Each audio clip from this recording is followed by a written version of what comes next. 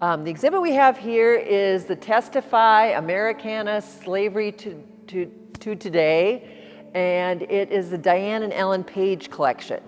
So Ellen Page was a very famous football player to begin with. He played for the Minnesota Vikings during the era when they had a very tough defensive line, and he was what was called one of the Purple People Eaters. And after his football career, he became a lawyer and then a judge and eventually a Chief Justice on the Supreme Court of Minnesota.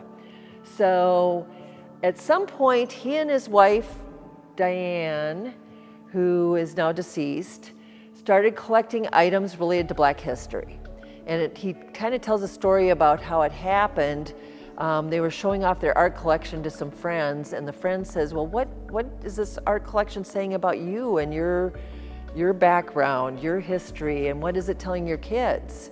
And so they, from that brief conversation, they set out to basically collect items that related to their history, to African American history in the United States. So they had a big display of it up in the Twin Cities a number of years ago, and the display was so powerful that they decided to do a traveling exhibit from it. And what we have here is the traveling exhibit. And it is from the Plum Creek Library System, brought it here. They're putting it in their member libraries.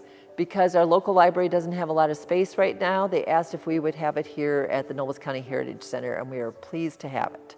So it's been here since the beginning of February, and will be here until the end of March. Some of the objects they're quick to say that they might be challenging. They are kind of controversial. There are slavery-related items, there are racial-related items that are not always comfortable to look at. And I've been told that some people got offended even at some places and said, you need to take that down. But we think it's important that people see these items. So we'll go over here first. For instance, this is a slave-made brick from the original construction of the US White House.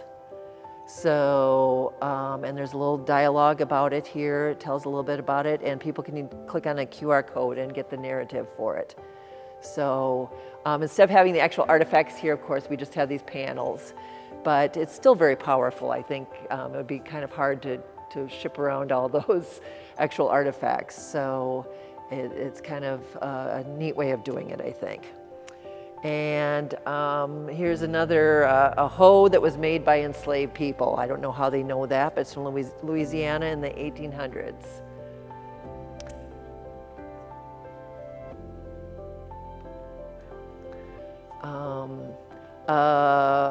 A board game called Ghetto.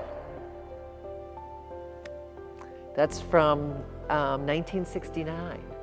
So I have to wonder, where did they find that?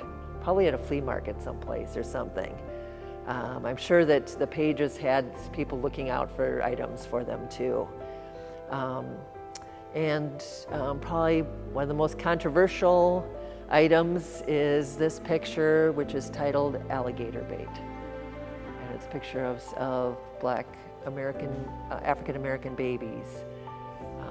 It kind of just breaks your heart. There's also on this one a cavalry regiment from 1939 that was all Black soldiers. Let's see. I think this is such a cool picture of Angela Davis, well-known actress and activist, I guess.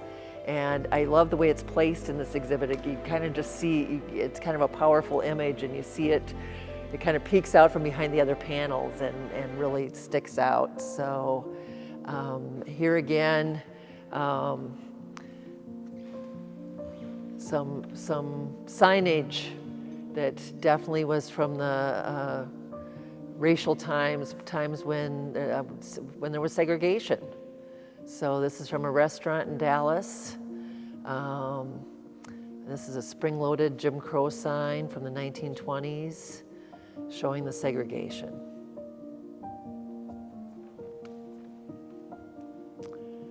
And let's see, over here, oh yeah, this is quite the collection of items, because we've got the Ku Klux Klan plate, and slave collars, all in the same thing here. So collars for enslaving men, women, and children, and the keys.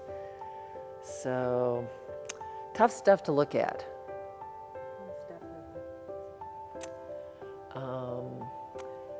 Let's see, we have a few, we actually had some items that we were surprised to find. We had the gold dust washing powder was in our collection, believe it or not, and that happens to be on the sign too. So we decided to include that.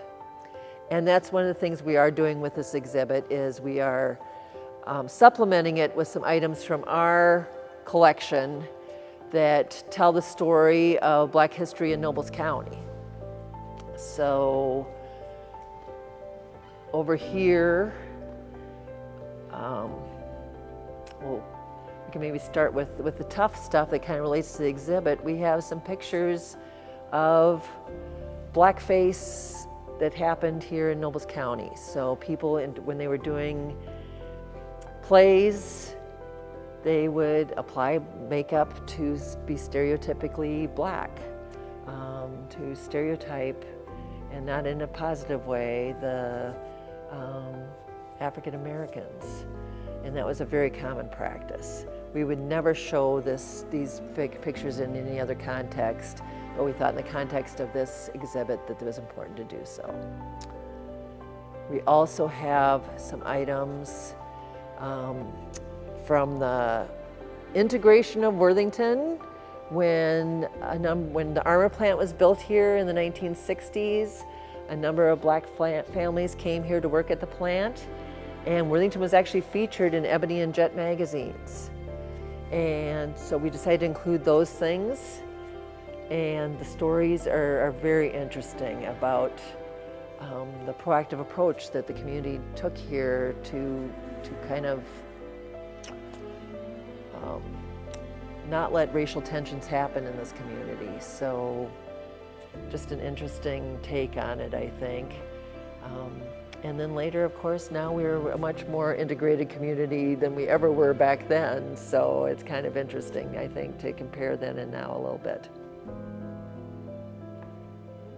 So tell me again when anybody can see, when they can come and see. You can come see it. We're open generally from 9 to 4 every day, Monday through Friday. There are some days I do ask people to call just in case. I do sometimes have to be out of the museum. But it'll be here till the end of March. But if people want to call 507-295-5397 just to make sure that somebody is here on the day they would like to come see it, that's always a good idea just to give us a heads up.